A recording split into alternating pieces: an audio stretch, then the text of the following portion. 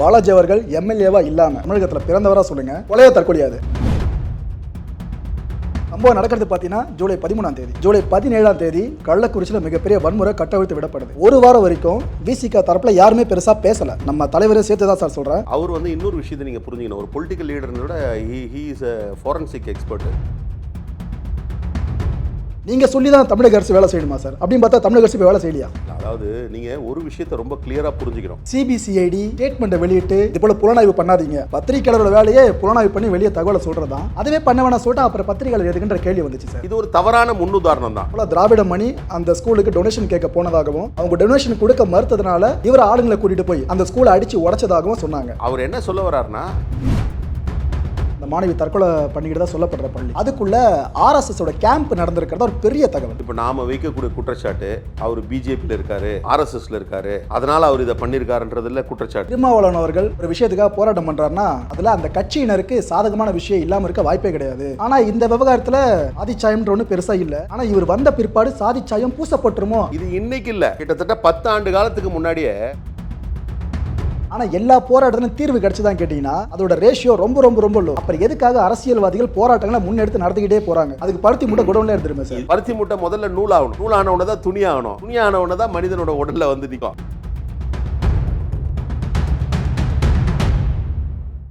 வணக்கம், மாயம் ஸ்டுடியோஸ் களம் நிகழ்ச்சி நேயர்களே. இன்னைக்கு நம்ம நிகழ்ச்சியில ரொம்ப ரொம்ப சீரியஸான ஒரு விஷயத்தை பத்தி தான் ஒரு சீரியஸான பர்சன் கிட்ட பேச போறோம். இவர் எம்எல்ஏவாக இருக்கார். அந்த வகையில் பார்த்தீங்கன்னா சீரியஸான பர்சன் தான்.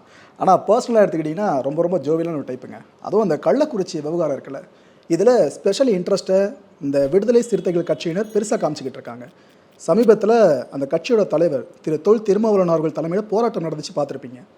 அந்த போராட்டம் மூலமாக ஏதாவது விடிவு கிடைக்கணும் அப்படின்றதான் அந்த கட்சியோட மிக பிரதானமான எதிர்பார்ப்பாக இருந்துகிட்டு இருக்கு.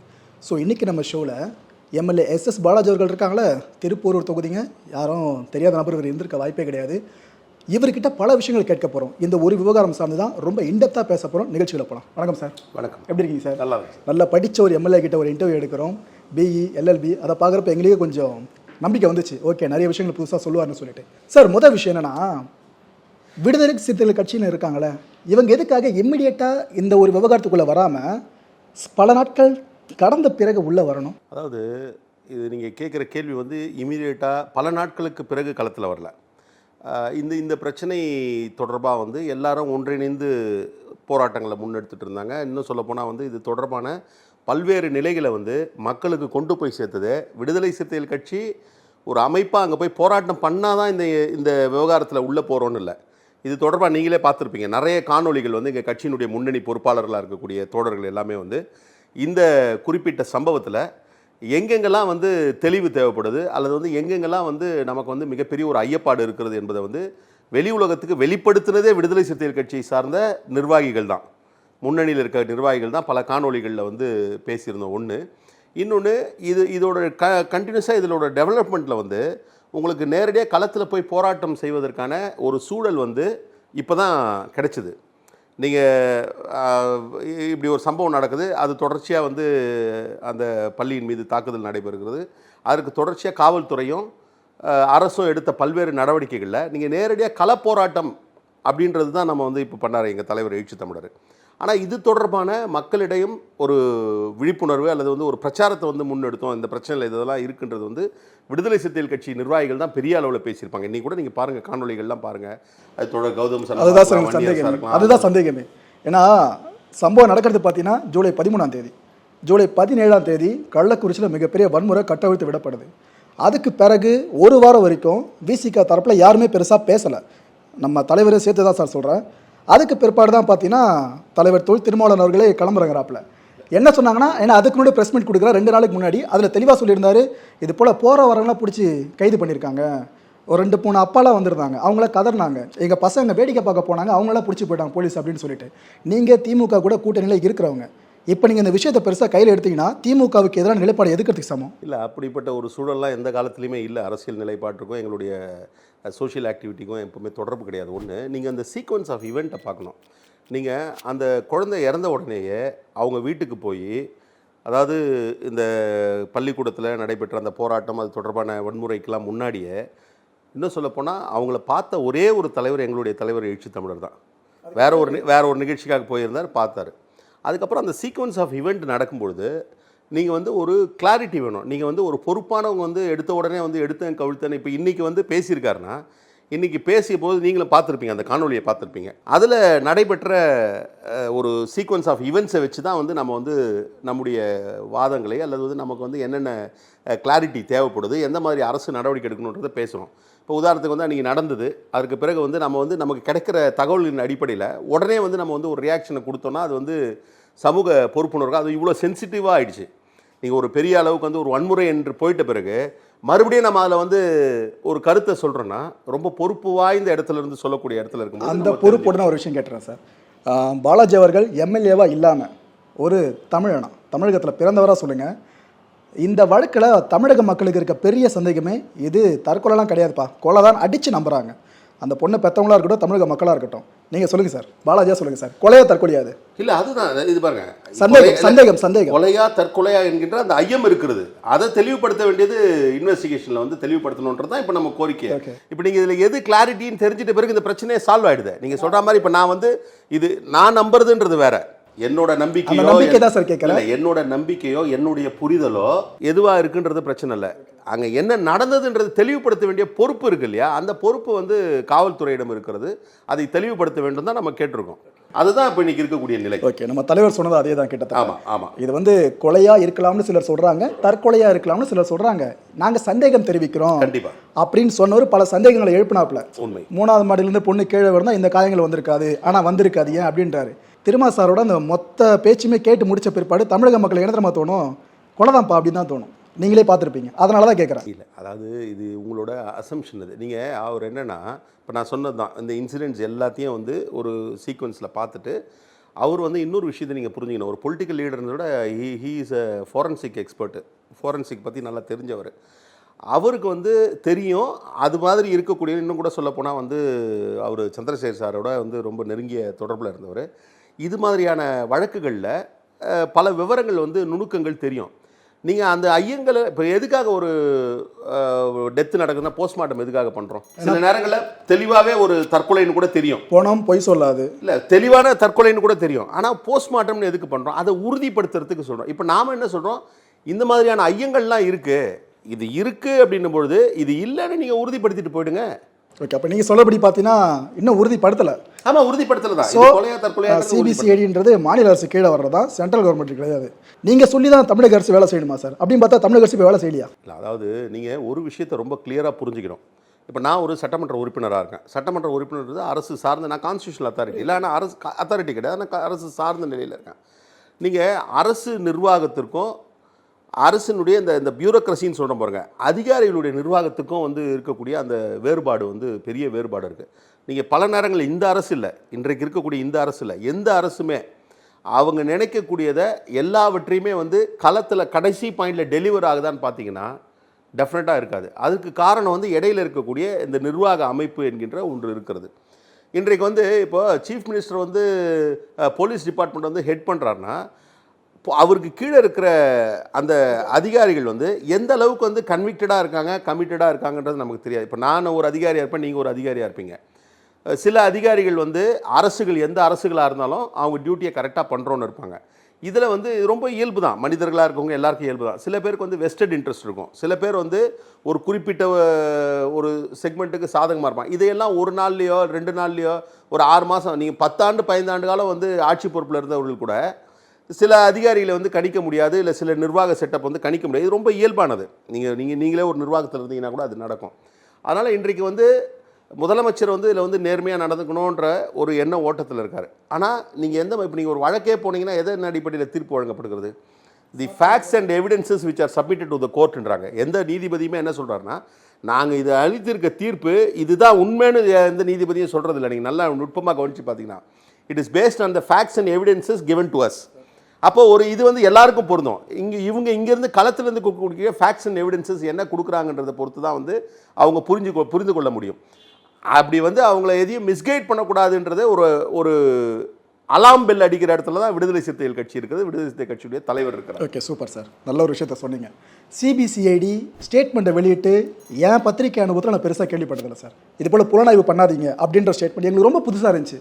பத்திரிக்கையாளரோட வேலையே புலனாய்வு பண்ணி வெளியே தகவலை சொல்கிறது தான். அதுவே பண்ண வேணாம் சொல்லிட்டு அப்புறம் பத்திரிகையாளர் எதுக்குன்ற கேள்வி வந்துச்சு சார். இதனால் திரும்ப கேட்குறேன், சிபிசிஐடி மாநில அரசு வசம் இருக்குது. இது போல் ஸ்டேட்மெண்ட் வெளியிடுறாங்கன்னா அரசுக்கு அழுத்தம் அதிகமாக இருக்கும். இல்லை, கண்டிப்பாக இந்த பிரச்சனை வந்து அரசுக்கு வந்து இது வந்து ஒரு இஷ்யூ தான். ஒன்று, நீங்கள் வந்து இதுக்கு முன்னாடி நீங்கள் கேட்டதில்லைன்றீங்க.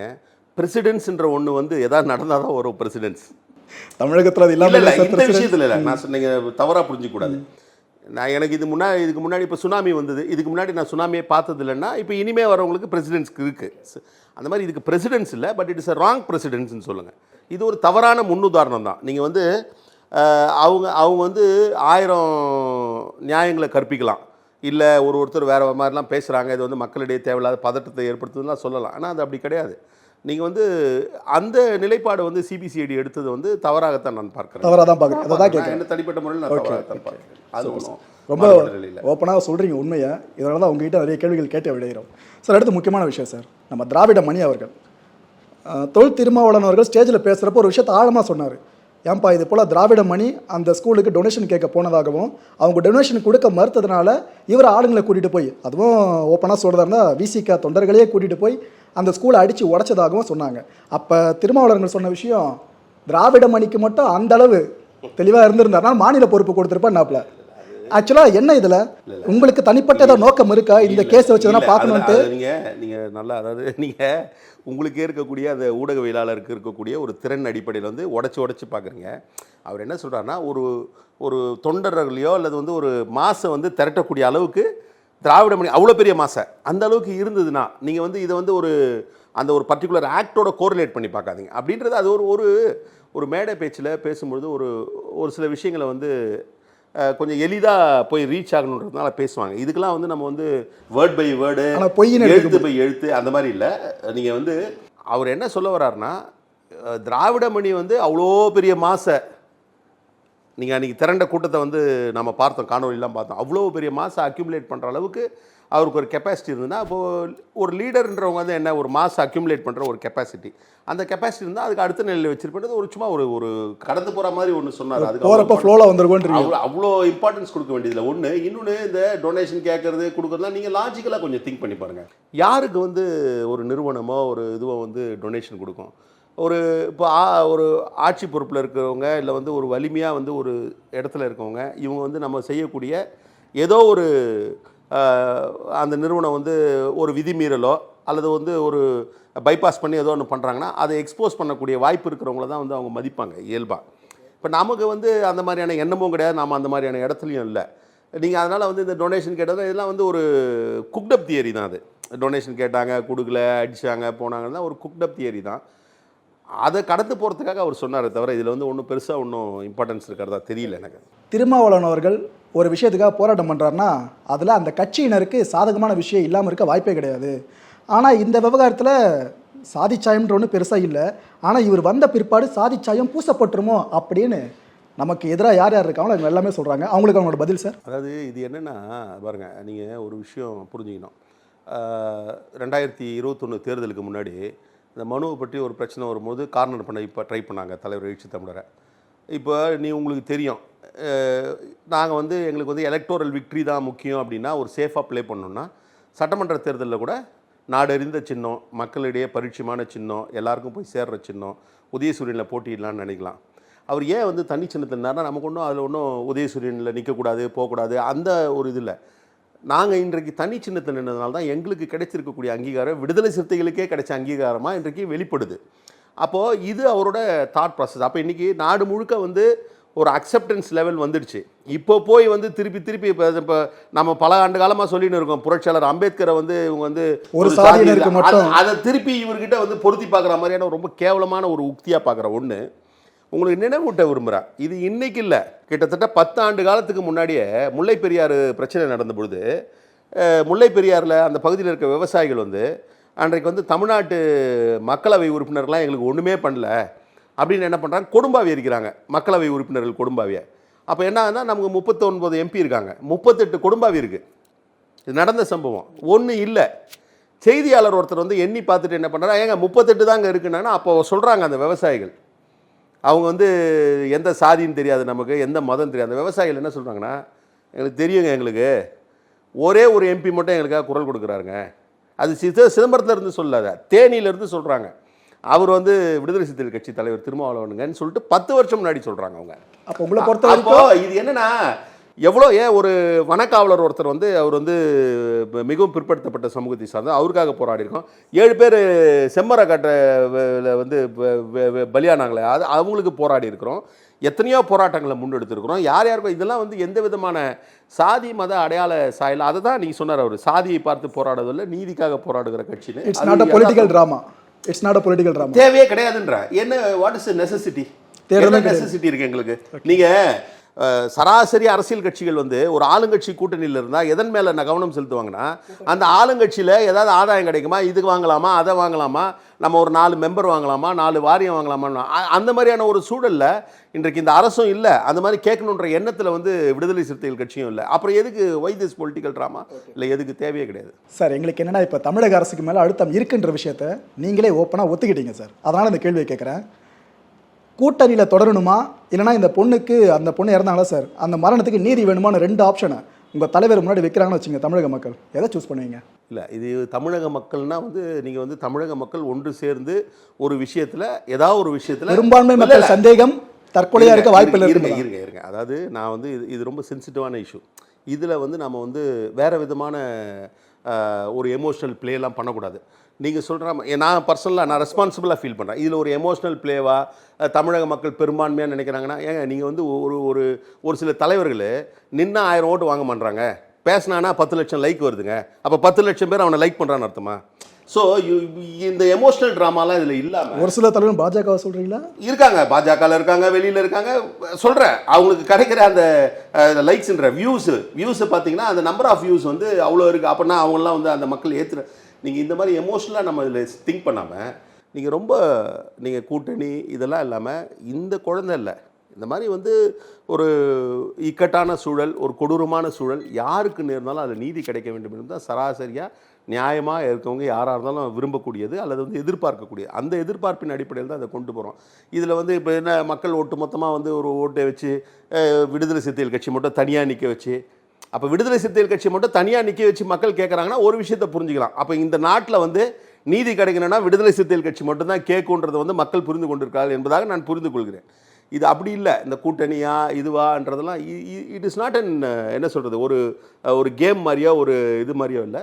எது எப்படி இருந்தாலும் கூட்டணி, அரசியல், உறவுகள் இதெல்லாம் கடந்து இது போன்ற பிரச்சனைகளில் மக்களுக்கு உண்மை தெரிய வேண்டும் என்பதை விட அங்கே வந்து பாதிக்கப்பட்டவர்களுக்கு நீதி கிடைக்க வேண்டும் என்பது அதை விட முக்கியம். இப்போ நமக்கு வந்து அது என்ன நடந்ததுன்னு தெரிஞ்சுக்க கியூரியாசிட்டியோட சில பேர் இதை வந்து அணுகலாம். நீங்கள் எல்லாரும் ஒரே மாதிரி பார்க்க, சில யதார்த்தமாக சார் நம்ம தலைவர் பேசும்போது அவ்வளோ நேரம் பேச்சிலேயே கியூரியஸாக தான் பேசினார்.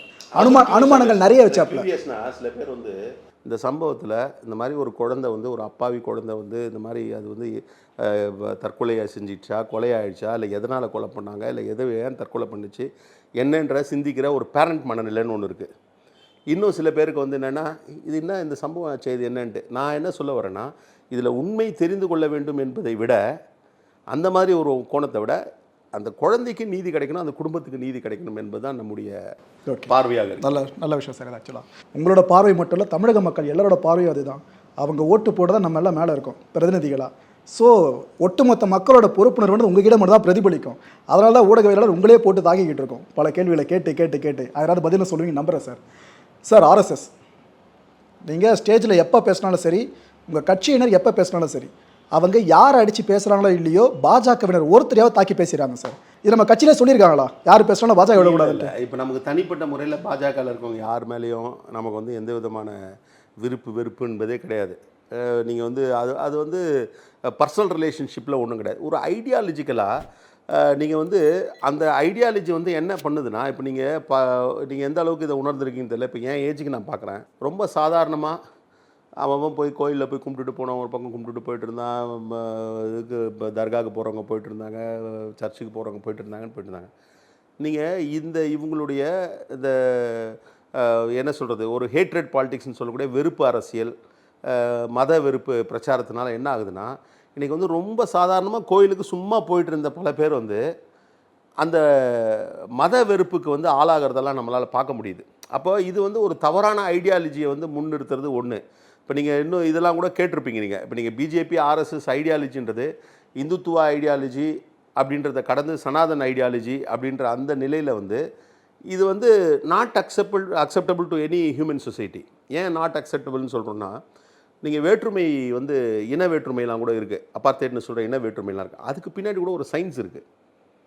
நீங்கள் இன்றைக்கி இவ்வளோ முற்பட்ட ஒரு ஸ்டேஜில் ஒரு நம்ம வந்து சொல்கிறோம் இவ்வளோ தூரம் முன்னேற்றம் அடைஞ்சிருக்கோம் இப்படிலாம் சொல்லியிருக்கோம்.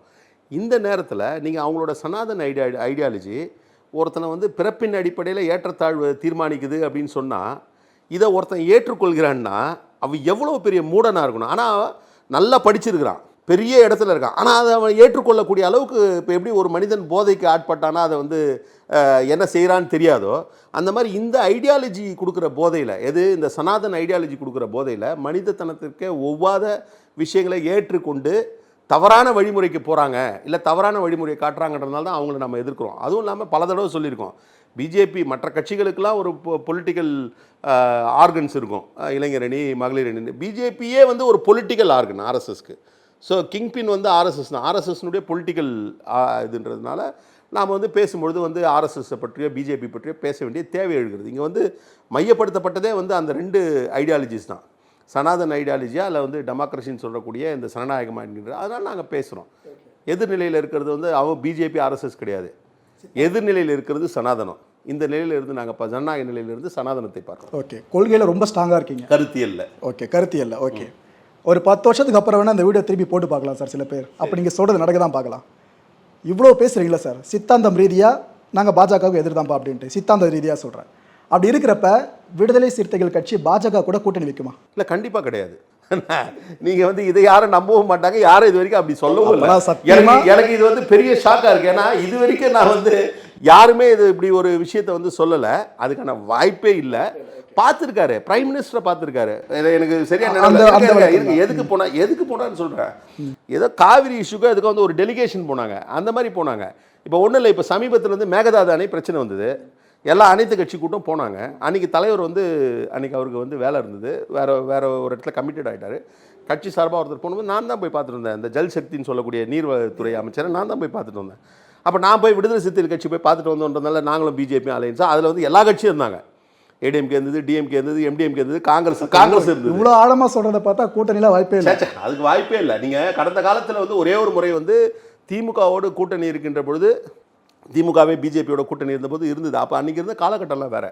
இன்றைக்கி வந்து பிஜேபியோட டைமென்ஷனே எப்படின்னா, நாம் எதிர்பார்த்ததை விட மிக ரொம்ப விகரஸாக ரொம்ப. ஏன்னா நீங்கள் பல பேர் நீங்கள் திமுக மீது கூட ஒரு குற்றச்சாட்டு வைப்பாங்க, பிஜேபி கூட கூட்டணி இருந்தீங்கன்னா. ஆனால் யதார்த்தமான உண்மை என்னென்னா, அப்போ வந்து ஒரு காமன் மினிமம் ப்ரோக்ராம் சிஎம்பின்னு ஒன்று போட்டாங்க. அந்த காமன் மினிமம் ப்ரோக்ராம் முக்கியமான அஜெண்டாவே என்னென்னா, BJP should not talk about பொது சிவில் சட்டத்தை பற்றி பேசக்கூடாது. அது போட்டாங்க, பொது சிவில் சட்டத்தை பற்றி பேசக்கூடாது, ராமர் கோயில் கட்டுவதை பற்றி பேசக்கூடாது. இதுக்கெல்லாம் நீங்கள் ஒத்துக்கிட்டா தான் நாங்கள் சப்போர்ட் பண்ணணுன்னு தான் பண்ணாங்க. அப்போ வந்து என்னென்னா, அது அன்றைக்கி இருந்த சூழ்நிலை. எப்போவுமே நீங்கள் வழக்கில் கூட ஒரு விஷயத்தை ஒரு விஷயம் சொல்லுவாங்க, in the larger interest of the பீப்புள்னுவாங்க. நீங்கள் ஒரு விஷயத்தை வந்து ஒரு முடிவு எடுக்கிறோம் போது லார்ஜர் இன்ட்ரெஸ்ட் எது வந்து மக்களுக்கு அதிக நன்மை பயக்குமோ அதை பக்கம் போகணுன்ற மாதிரியான ஒரு சூழல் இருக்குது. இன்றைக்கி இருக்கிற பிஜேபி ஆர்எஸ்எஸ்னுடைய இந்த அவங்க எக்ஸ்போஸ் ஆகிருக்கிறது, இல்லை அவங்க வெளியில் தெரியறதுலேருந்து, எந்த காலத்துலேயும் அவங்க யாரை விடையும் லார்ஜர் இன்ட்ரெஸ்ட்டாக இருக்கவே முடியாது. நீங்கள் எது கூட போட்டி போட்டாலும் லார்ஜர் இன்ட்ரெஸ்ட் வந்து பிஜேபி எதிர்க்கிறதா தான் இருக்குன்றதான் இன்றைக்கி இருக்கிற சூழல். 10 வருஷம் இல்லை, இல்லை இது 10 வருஷம் இல்லை, எத்தனை வருஷம்னாலும் அவங்களோட அந்த சனாதன் ஐடியாலஜிக்கு எதிராக தான் வந்து. ஸோ விசிகா கூட்டணியில் இருக்கவே இருக்காது. விசிகா என்பதை விட இந்த சித்தாந்தம், இந்த புரட்சியாளர் அம்பேத்கருடைய இந்த சித்தாந்தம் வந்து என்றைக்கும் பாரதிய ஜனதா கட்சி ஆர்எஸ்எஸ்க்கு எதிராக தான். ஒரு 10 வருஷம் கழிச்சு செக் பண்ணி அவங்க தான் வந்து மூவர்ண கொடியை வந்து திட்டினாங்க, மூவர்ண கொடியை வந்து ஏற்றுக்கவே முடியாதுலாம் எழுதுனாங்க ஆர்கனைசரில். இன்றைக்கி வந்து அவங்க தான் வந்து வீடு அந்த மாதிரி நிலைமை நமக்கு வராது. ஓகே, இவ்வளோ போல்டா சொல்கிறீங்களே, அரசியலானா நிரந்தர நண்பனாலும் எதிரியும் அது வேறு, பொலிட்டிக்கலாக வேறு. நீங்கள் ஐடியாலஜிக்கலாக வந்து நீங்கள் வந்து any 2 ideologies at no point of time பேரலாக தான் இருக்கும். இது எந்த காலகட்டத்தில் எது மேலே அவங்கது கீழே போகுதுன்றதெல்லாம் வேறு. ஐடியாலஜிக்கல் நான் ரொம்ப தெளிவாகவே சொல்கிறேன். நான் வந்து சேலஞ்சே பண்ணுறேன். இது கூட நீங்கள் வந்து குதர்க்கமாக கொண்டு போயிடக்கூடாது. என்னென்னா, ஒரு பொலிட்டிக்கல் பார்ட்டியாக, ஆனால் நான் இருக்கிற பொலிட்டிக்கல் பார்ட்டியை பற்றி எனக்கு தெரியும். பொலிட்டிக்கல் பார்ட்டியாக ஐடியாலஜியில் கொஞ்சம் கூட காம்ப்ரமைஸ் பண்ணாத ஒரு பொலிட்டிக்கல் பார்ட்டி அப்படின்னு ஒரு நீங்கள் பொதுவாக இருந்து மெஷர் எடுத்திங்கன்னா, கண்டிப்பாக அதில் வந்து முதல் நிலையில் யார் இருக்கிறாங்க இல்லைன்னு எனக்கு தெரியாது. விடுதலை சிறுத்தைகள் கட்சி கண்டிப்பாக இருக்கும். தலைவர் எழுச்சி தமிழருடைய அந்த கருத்தியல் நிலைப்பாடு இருக்கும். ஓகே, எந்த விஷயம் இடத்துல காம்ப்ரமைஸ் ஆகவே மாட்டோம். காம்ப்ரமைஸ் கிடையாது. ஐடியாலஜிக்கலாக காம்ப்ரமைஸ் கிடையாது. நீங்கள் வந்து நம்ம வந்து கட்சி வந்து ஒரு பொது எலெக்ஷனில் நிற்காத நிலையிலேருந்து எலெக்ஷனில் நிற்கிற கட்சி ஆயிடுச்சு. இப்போ நான் சொல்கிறது எல்லாமே ஆன் ரெக்கார்டு தான். நீங்கள் என்ன பண்ணாங்க, ராதாகிருஷ்ண நகர் தேர்தல் நடக்கும்பொழுது, ஆர்கே நகர் தேர்தல் நடக்கும்போது இப்போ எதிர் அணியில் இருக்கவங்க வந்து அவங்க மெயினாக வந்து விசிகேவை டார்கெட் பண்ணுறதுக்கு காரணமே என்னென்னா ரொம்ப ரொம்ப சிம்பிள். இப்போ நீங்கள் வந்து இங்கே வந்து நம்ம மக்கள் மனதில் பிஜேபி ஆன்டி பிஜேபி மேலே இருக்கக்கூடிய அவங்க கருத்தியல் மேலே இருக்கக்கூடிய ஒரு பெரிய எதிர்ப்பு வந்து பெரிய அளவில் இருக்குது. இந்த எதிர்ப்பை உறுதிப்படுத்தணுன்னா தலைவர் எழுச்சி தமிழர் இருக்கிற இடம் தான் வந்து பிஜேபியினுடைய எதிர்ப்பு என்பது வந்து பதிவு செய்யப்பட்ட ஒன்று. இதை வந்து நீங்கள் எப்படி எடுத்துக்கிட்டாலும் சரி, பதிவு செய்யப்பட்ட ஒன்று. அதனால் அவங்க என்ன பண்ணாங்கன்னா, இந்த இதிலேருந்து உருவறதுக்கு பிஜேபி இந்த கூட்டணிலேருந்து விசிகே உருவறதுக்கு ஃபஸ்ட்டு அட்டெம்ப்ட் வந்து அவங்க வந்து ஆர்கே நகர் எலெக்ஷன் போது ட்ரை பண்ணாங்க. எப்படி ட்ரை பண்ணுறாங்கன்னா, அவதூறு பிரச்சாரத்தை கிளப்பி விட்றாங்க, ஒரு ஃபியரை க்ரியேட் பண்ணுறாங்க. என்ன ஃபியராக, இப்போ நீங்கள் நானும் ஒன்றா இருக்கிறோம், உங்களை கூப்பிட்டு ஒருத்தர் வந்து ஏன்பா அவரை வச்சுன்னு இருக்க, அவர் ரொம்ப மோசமானப்பா, அவர் உனக்கு பேர் கெட்டு போய்டும்பான்னா நீங்கள் திங்க் பண்ணுவீங்களா? ஜென்ரலாக அந்த மாதிரி ஒரு தாட் ப்ராசஸை உருவாக்குறதுக்காக என்ன பண்ணுறாங்க, விடுதலை சிறுத்தைகள் கட்சி தலைவர் வந்து இந்துக்கள் மனதை புண்படும்போது இப்படி பேசுகிறாரு அப்படி பேசுகிறாரு, இவங்கெல்லாம் வந்து டென்ஷன் ஆகுறாங்கன்னா உடனே எலக்டோரல் பேஸ்டு பொலிட்டிக்கல் பார்ட்டிஸ் வந்து ஓட்டு கணக்கு போடும்போது இவங்களை வந்து விட்டுருவாங்கனாங்க. ஆனால் அன்றைக்கும் திமுக வந்து உறுதியாக வந்து நின்னாங்க. இப்போ இந்த 21 எலெக்ஷனுக்கு கொஞ்ச நாள் முன்னாடி அப்போ தான் இந்த மனு பிரச்சனைலாம் கிளப்பி ஒரு பெரிய இஷ்யூ ட்ரை பண்ணாங்க. நம்ம இறங்கி அடிச்சோன்னா அவங்க போயிட்டாங்க. ஆனால் அதுக்கு இடப்பட்ட நேரத்தில் வந்து எழுச்சி தமிழர் வந்து பாண்டிச்சேரியில் புதுச்சேரியில் வந்து ஒரு கூட்டத்தில் பேசுகிறாரு. அப்போ வந்து மிக தெளிவாக சொன்னார், சாதியவாத மதவாத சக்திகளை அவங்கள வந்து எக்காரணத்தை கொண்டும் அதிகாரத்திற்கு வரக்கூடாது என்பதை தடுத்து நிறுத்த வேண்டியதுதான் விடுதலை சிறுத்தைகள் கட்சியோட பணி. தேவை ஏற்பட்டால் நாங்கள் தேர்தல் நிற்க மாட்டோம், நிற்காமல் கூட அந்த சக்திகளுக்கு எதிராக செயல்படக்கூடிய இந்த திமுக கூட்டணிக்கு ஆதரவு தெரிவிப்போம் புதுச்சேரியில் பேசியிருக்கார் ஆன் ரெக்கார்ட். இது வந்து நாங்கள் ஏதோ வேண்டான்னு சொல்லி விலகி போகிறதில்ல. அதாவது இந்த லெவலுக்காக we are ready to lose anything அப்படின்றது தான். எதுக்கு, இவங்களை தடுத்து நிறுத்துறதுக்கு. அந்த மாதிரியான ஒரு பொலிட்டிக்கல் பார்ட்டி, பொலிட்டிக்கல் லீடர். அந்த கனியாமூர் பள்ளி இருக்குல்ல சார், அந்த மாணவி தற்கொலை பண்ணிக்கிட்டு தான் சொல்லப்படுற பள்ளி, அதுக்குள்ளே ஆர்எஸ்எஸோட கேம்ப் நடந்திருக்கிறதா ஒரு பெரிய தகவல். இது உங்களுக்கு அல்வா கிடச்சிருக்க மாதிரி இந்த கண்டென்ட்டு, இதை பற்றி நீங்கள் என்ன நினைக்கிறீங்க? இல்லை, அதாவது இது என்னென்னா 2 விஷயம் தெளிவாக இது பண்ணுறோம். இப்போ நாம் வைக்கக்கூடிய குற்றச்சாட்டு, அவர் பிஜேபியில் இருக்கார், ஆர்எஸ்எஸில் இருக்கார், அதனால் அவர் இதை பண்ணியிருக்காருன்றதில் குற்றச்சாட்டு. அவர் பிஜேபியில் இல்லாமல் இருந்து ஆர்எஸ்எஸ்க்கு அங்கே ஷாக்கா கொடுக்காமல் இருந்தார்னா கூட இந்த பிரச்சனையில் இதே நிலைப்பாடு தான் விடுதலை சிறுத்தைகள் கட்சியினுடைய நிலைப்பாடு. ஓகே, என்ன இப்போது இதெல்லாம் இருக்குன்னும் பொழுது அவர்கள் மீது இருக்கக்கூடிய சந்தேகம், ஏன்னா அவங்களுடைய மோடஸ் டி ஆப்ராண்டி, இந்த ஆர்எஸ்எஸ் இந்த சித்தாந்தம் கொண்டவர்கள், இல்லை இவங்க ஒரு சில செயல்களை வந்து எப்படி செய்வாங்கன்றது பல சான்றுகள் இருக்கிறது. இப்போ கூட நம்ம பார்த்தோம், ஒரு வாரம் முன்னாடி அப்பட்டமாக வந்து செய்த கொலையை, சித்திரவதையை, அதில் வந்து குற்றச்சாட்டப்பட்டவர்கள் வந்து ரொம்ப ஃப்ரீயாக வந்து வெளியில் வந்து பல்கிஸ் பானு கேஸில் ரொம்ப ஃப்ரீயாக வெளில வரதை வந்து நம்ம பார்க்குறோம். அப்போது இது மாதிரியான ஒரு சிந்தனை கொண்டவர்கள் வந்து, இப்போ நம்ம சொல்லுவோம்ல, ஒரு விஷயம் நடந்ததுன்னா அவனாப்பா செய்யறதுக்கு வாய்ப்பு இருக்குப்பா, இல்லை இவனா செஞ்சுருக்கோம், அப்போ இது வந்து மென்மேலும் அதை வந்து கூட்டுவதற்கு தான் அது இருக்கிறதுனால நம்ம இதை கொண்டு போகிறோன்றது இல்லை. அதான் கேட்குறேன், ஸ்பெஷல் இன்ட்ரெஸ்ட் வருமான்னு இல்லை இல்லை, நான் தான் சொல்கிறேன், இது வந்து விடுதலை சிறுத்தைகள் கட்சி ஒரு போராட்டத்தில் இறங்குறதோ, ஒரு நீதி கேட்டு போராட்டம் நடத்துறதோ ஏதோ முதல்ல இந்த சம்பவம் கிடையாது. எவ்வளோ போராட்டம் நடத்தியிருக்கோம், எத்தனையோ வழக்கில் வந்து சொந்த கட்சிக்காரங்க, டவுட்டே இல்லை சார் எங்களுக்கு. ஆமாம், இது வந்து இல்லை. இது அவங்க இதெல்லாம் பண்ணலனா கூட இதே சீக்வன்ஸ் ஆஃப் ஈவெண்ட் நடந்திருந்தா இதே தான் ரியாக்ஷன் இருக்கும். மக்களுக்கு பல நாளாக புரியாமல் இருக்க விஷயம் என்னென்னு பார்த்தீங்கன்னா, நிறைய பேர் போராட்டம் ஆர்ப்பாட்டம் சொல்லி கையில் எடுக்கிறாங்க சார், எல்லா அரசியல் கட்சி தலைவருமே சொல்கிறேன். ஆனால் எல்லா போராட்டத்திலும் தீர்வு கிடச்சி தான் கேட்டிங்கன்னா அதோட ரேஷியோ ரொம்ப ரொம்ப ரொம்ப லோ. அதாவது 100ல் 1க்கு தீர்வு கிடச்சாலும் பெரிய விஷயம். அப்புறம் எதுக்காக அரசியல்வாதிகள் போராட்டங்களை முன்னெடுத்து நடத்திக்கிட்டே போகிறாங்க? அதுக்கு பருத்தி மூட்டை குடவுன்ல எடுத்துருமே சார். இது எப்படின்னு கேட்டிங்கன்னா, நீங்கள் வந்து ஒரு போராட்டத்தில் நிறைவான தீர்வு இல்லை ஒரு காங்க்ரீட் சொல்யூஷன் மட்டுமே வந்து சொல்யூஷன் நீங்கள் பார்த்தீங்கன்னா நீங்கள் சொல்கிறது சரி. இது எந்த மாதிரியான ஒரு அவேர்னஸ் வந்து மக்களிடையே உருவாக்கும், எந்த மாதிரியான புரிதலை கொண்டு போய் சேர்க்கும்? இப்போ இது வந்து என்னென்னா, ஒரு சொசைட்டி வந்து எப்படி செழுமைப்படும்னா, நடக்கக்கூடிய ஈவெண்ட்ஸு இப்போ நாம் வந்து மனித சொசைட்டி வந்து எவால்வ் ஆச்சு இல்லையா? இன்றைக்கி நாம் இந்த மாதிரி இருக்கிறோமே, இப்படி தான் நம்ம எவால்வ் ஆனோமா? இல்லை. அப்போ இந்த எவால்வ்மெண்ட் எப்படி நடக்கும்னா, பல்வேறு நிகழ்வுகளின் அடிப்படையில் மனிதன் படிக்க என்னன்னா ஒரு எவால்வ் ஆகும். இன்றைக்கு அரசியல் கட்சிகள், சமூக அமைப்புகள் இது போன்ற சம்பவங்கள் நடக்கும்போது இந்த மாதிரி போராட்டங்களை முன்னெடுப்பது, இது நடந்திருக்கலாம், இல்லை இதுதான் இதுக்கு தீர்வுன்னு சொல்கிறது, தீர்வு இதுதான் நம்ம சொல்லி கேட்குறோம். அது அரசோ அல்லது வந்து நீதிமன்றமோ கொடுக்காம போகலாம். ஆனால் தனி மனிதன் என்ன நினைப்பான், இதுக்கு இதுதான் தீர்வுன்னு நினைப்பான். அப்போ அதை நோக்கிய ஒரு நகர்வு இருக்குல்ல, இதெல்லாம் செழுமைப்படுத்தக்கூடிய கவன ஈர்ப்பு, செழுமைப்படுத்தக்கூடிய நிகழ்வுகள் இது. It is not attraction. இது வந்து இன்னும் வந்து நர்ச்சர் பண்ணுறதுன்னுவாங்க. நீங்கள் சொசைட்டியை நர்ச்சர் பண்ணுறது. இப்போ நீங்கள் இப்போ இந்த மாதிரிலாம் நம்ம போராடல அப்படின்னா, இப்போ நாளைக்கு வந்து இது அப்படியே விட்டுட்டிங்கன்னு வச்சுங்க, இந்த சம்பவம் மாதிரி நாளைக்கு இன்னொரு பள்ளியில் இது எது நடந்ததோ, ஒரு வேளை இது தற்கொலையோ இல்லை கொலையோ இன்னொரு இடத்துல நடக்கும். இன்னொன்று நடக்காமல் தடுக்குது பாருங்கள். அதுதான் நீங்கள் அப்படி தான் பார்க்கணும். அதை நீங்கள் வந்து இன்னொன்று நடக்காமல் இருக்கணும். இந்த குழந்தைக்கான நீதி நம்ம கேட்கக்கூடிய அதே வேளையில் இந்த குழந்தைக்கு ஏற்பட்ட பாதிப்பு இனி எந்த குழந்தைக்கும் நடக்கக்கூடாது என்கின்ற அந்த ஒரு தாக்கத்தை ஏற்படுத்துகிறோம். அப்போது ஒரு தவறு செய்கிறவனுக்கு ஒரு மாரல் ஃபியரு, இல்லை வந்து இதில் வந்து பேரண்ட்ஸுக்கு நிறைய மெசேஜஸ் இருக்குது இல்லையா, இதில் வந்து சோஷியல் ஆர்கனைசேஷன்ஸுக்கு நிறைய மெசேஜஸ் இருக்குது.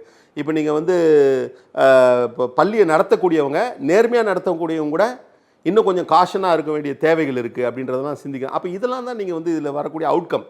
இப்போ இந்த போராட்டங்கள்னால நீங்கள் வந்து 19 இதுக்கு வந்து ரிசல்ட் கிடைக்கல, அதனால் வந்து ஒன்றுமே இல்லை, இவங்களாம் அதுக்கு போகிற நீங்கள் சொல்கிற உங்கள் இதுலேயே வந்து பருத்தி மூட்டை உள்ளே இருக்குன்னா, பருத்தி மூட்டை உள்ளே இருக்கிறது இல்லை பிரச்சனை. பருத்தி மூட்டை முதல்ல நூலாகணும், நூலானவுடனே தான் துணியாகணும், துணியானவுடனே தான் மனிதனோட உடலில் வந்து நிற்கும். அந்த செழுமைப்படுத்துறதுக்கு தான் இது மாதிரியான போராட்டம். நிகழ்ச்சியோட முடிவில் சார், விசிகா இந்த கள்ளக்குறிச்சி விவகாரத்தில் களமிறங்கி இருக்கு. இது சார்ந்து மக்கள் கிட்ட இங்கே கூற விரும்புகிறத கேமரா பார்த்து சொல்லிடலாம் சார். இல்லை, இந்த பிரச்சனையில் வந்து 2-3 செய்திகள் இருக்குது. என்னென்னா, பிள்ளைகளை வந்து பள்ளிகளில் சேர்க்கக்கூடிய பெற்றோர் வந்து ஏதோ பிள்ளைகள் வந்து இது வந்து பெரிய பள்ளிக்கூடம், நிறைய மார்க் எடுக்கலாம், நல்ல நினச்ச கோர்ஸ் போகலான்றதெல்லாம் கடந்து அந்த பள்ளியில் வந்து கல்வியை கடந்து அங்கே வந்து எந்த மாதிரியான விஷயங்கள் நடக்குது போகுதுன்றதை வந்து ஒரு கொஞ்சம் கேர் எடுத்து பார்க்கணுன்றது ஒரு விஷயம். இது வந்து இதோட பின்னணியிலிருந்து நான் பதிவு பண்ண விரும்புகிறேன். இந்த கொடூரமான, இந்த துயரமான இந்த சம்பவத்தை பொறுத்தவரை ஏன் இவ்வளோ பிரச்சனையாச்சுன்னா, இதில் வந்து எந்த வகையிலுமே வந்து ஒரு கிளாரிட்டியை கொடுக்கறதுக்கு அரசு, இன்னும் குறிப்பாக சொல்லப்போனால் காவல்துறையினரே வந்து இதில் வந்து அவங்க வந்து தப்பு பண்ணாங்க இல்லை சரியாக ஹேண்டில் பண்ணாங்கிறத விட அவங்களோட டிரான்ஸ்பரன்சி லெவல் வந்து ரொம்ப குறைவாக இருந்தது. என்ன சொல்லப்போனால் ஆல்மோஸ்ட் வந்து டிரான்ஸ்பரண்ட்டாகவே இல்லை அவங்களோட ப்ராசஸ்ன்றது தான் பார்க்குறோம். அவங்க முதல்லையே இதில் வந்து எல்லாத்தையும் டிரான்ஸ்பரண்ட்டாக, இன்னும் குறிப்பாக வந்து கவர்மெண்ட்டுக்கு வந்து ஒழுங்காக கம்யூனிகேட் பண்ணியிருந்தாங்கன்னா இன்றைக்கு இவ்வளோ பெரிய ஒரு நிலையை வந்து எட்டியிருக்காது. இல்லைனா இந்நேரம் வந்து நியாயமாக அது தற்கொலையோ கொலையோ அது தொடர்பான வழக்காக பதிவு செய்யப்பட்டு நடைபெற்று இருக்கணும். எங்களுடைய தலைவர் எழுச்சி தமிழர்கள் வைத்திருக்கக்கூடிய கோரிக்கைகள் போல் அந்த குடும்பத்திற்கு வந்து உரிய நிவாரணம் கொடுக்கணும், அதில் வந்து வேலையை கொடுக்கணும். இன்னும் குறிப்பாக இந்த சம்பவம் தொடர்பாக, அதாவது இந்த வன்முறை சம்பவம் தொடர்பாக அப்பாவிகள் பல பேரை வந்து கைது செய்யப்பட்டிருப்பது, இது போன்ற நிலையெல்லாம் வந்து உடனடியாக களையப்பட வேண்டும் என்பதை தான் நான் பதிவு செய்வேன். ஒரு நேரம் நிறைய கேள்விகளை கேட்டேன், எல்லா கேள்விகளுக்கும் ஓப்பனாக பதில் சொன்னவங்களுக்கு மிக்க நன்றி சார். நன்றி.